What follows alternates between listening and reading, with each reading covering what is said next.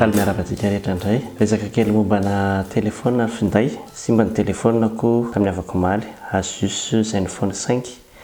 Naharitra roa taona vidiana tao amin'ny Amazon teo amin'ny 130 € teo izy. Dia roa taona tanteraka tapitra ny garantie dia simba. Dia nila telefona maika satria tena tsy velona kay rehefa tsisy telefona. Dia nividy izay telefona faramora indrindra Doge X5 60 €. Dia ampisehoako anareo eto ny paque-boritra. Dia aorianan'izay resahantsika hoe nanahoana sy nanahoana izy. Ty zany le izy vao tonga Doge. Nisy problème zany satria ngamba ny anjera satria misy an'io midona mihitsy izany zorony izany. Avy tao amin'ny official store tao amin'ny Amazon dia sokafantsika izy.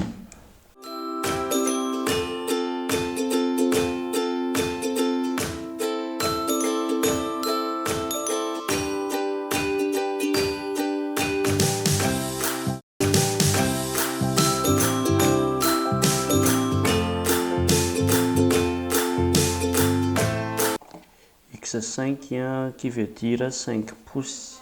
Dia miaraka taminy chargeur averina ihany fa 60 € vidin'ity chargeur. Dia misy notice kely dia misy lamosiny anankiray fanampiny. Zay zavatra nisy. Zay zany zavatra azo sokafana. Mbola nidy le batterie, mbola misy kaliny.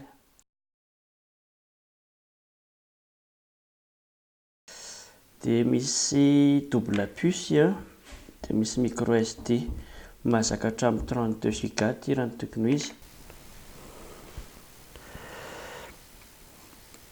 Dia efa velona zany izy zao. Efa niinstalena ny zavatra rehetrarehetra.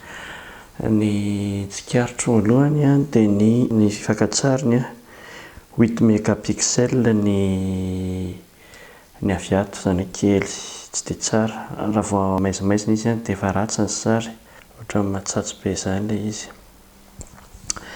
Fa ny eto amin'ny fanaovana selfie indray mazava tsara ihany ohatran'ny rehetrarehetra satria 5 mégapixels.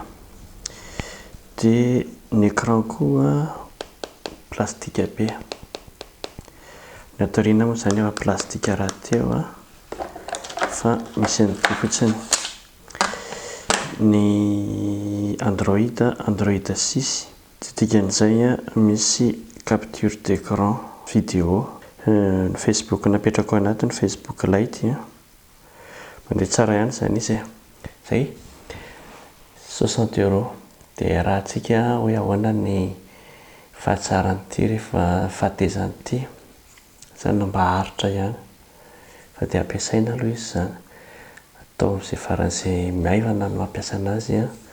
Messenger sy ny Facebook atao light daholo. Dia izany ny entina namarana an'ity serasera telo minitra androany ity. Misaotra anareo naharitra nijery hatramin'ny farany. Veloma tompoko.